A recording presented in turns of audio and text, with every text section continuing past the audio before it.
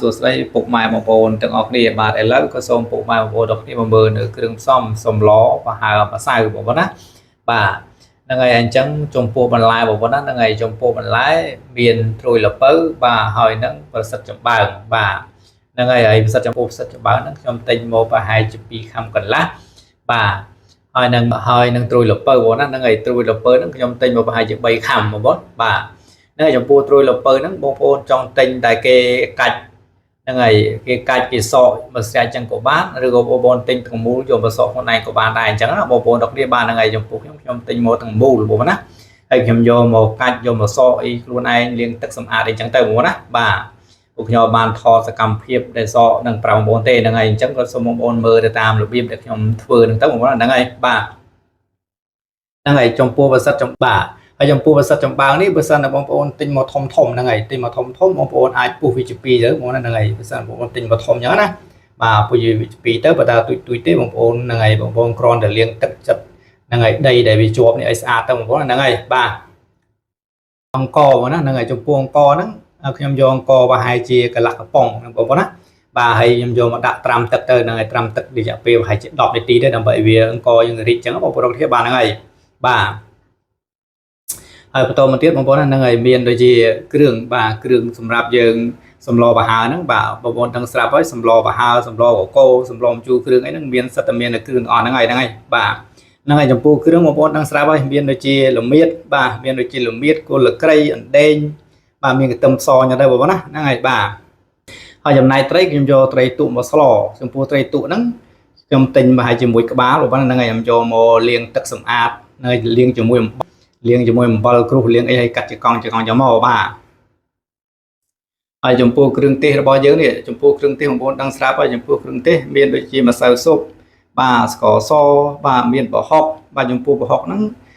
ខ្ញុំយកប្រហុកចវាយើងប្រហុកមូលខ្ញុំយកមកច្រាំអញ្ចឹងបងប្អូនគ្នាបានខ្ញុំខ្ជិលដាក់ជ្រុំហ្នឹងវាយូរអញ្ចឹងខ្ញុំយកប្រហុកមួយហ្នឹងយកមកច្រាំវាហើយអញ្ចឹងទៅហ្នឹងហើយបាទវាងាយស្រួលយើងធ្វើអញ្ចឹងណាបងប្អូនគ្នាបាទហ្នឹងហើយមានប៊ីចេងបាទមានទឹកត្រីបាទមានអំបិលហ្នឹងហើយបាទ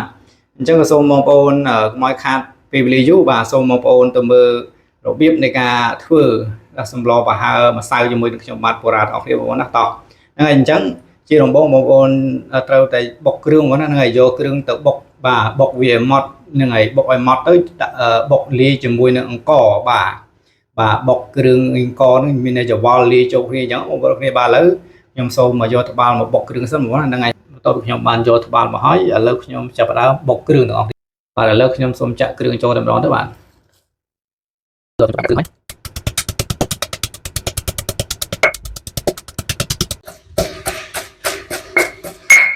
បាទឥឡូវគ្រឿងដែលខ្ញុំបានបុកហ្នឹងមកតែមួយហ្នឹងហើយ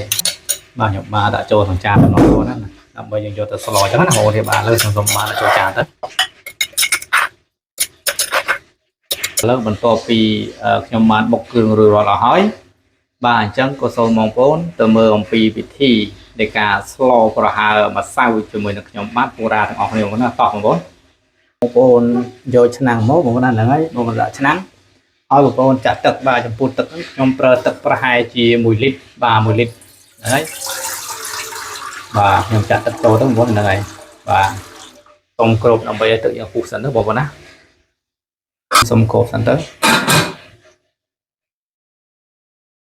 ទឹកដែលយើងដាំពុះបងប្អូនណាហ្នឹងហើយបាទអញ្ចឹងបន្ទាប់ពីទឹកដែលយើងដាំពុះហើយបងនៅគ្រឿងបងប្អូនណាហ្នឹងហើយដាក់គ្រឿងចូលទៅ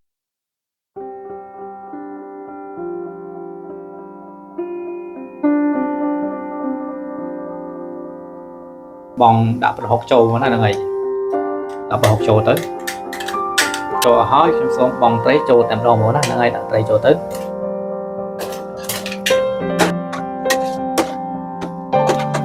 គ្រូវាទុកពីមកពុះសិនមកហ្នឹងហើយសិនមក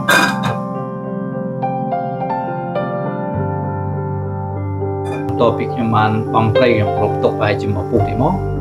បាទឥឡូវទឹកយើងពុះហើយបងនៅបន្លែចូលហ្នឹងហើយខ្ញុំដាក់នៅបន្លែនេះថាផ្សិតចំបើងចូលតែម្ដងបងប្អូនណាដាក់ចូលទៅ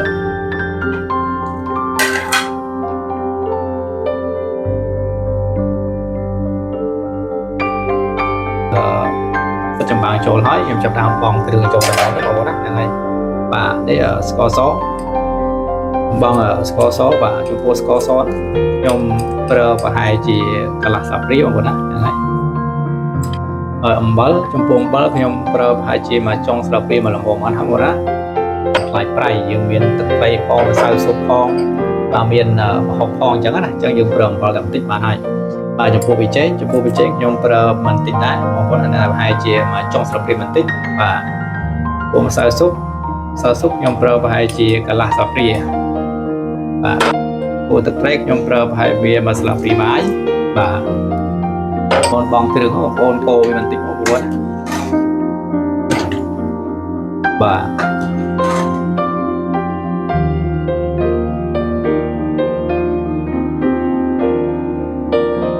បន្ទាប់ពីខ្ញុំបានបង់នៅផ្សិតបើហើយនឹងគ្រឿងគ្រើរួចរាល់ហើយខ្ញុំសូមដាក់នៅត្រួយលពៅមកណាខ្ញុំបង់ត្រួយលពៅចូលតំណទៅ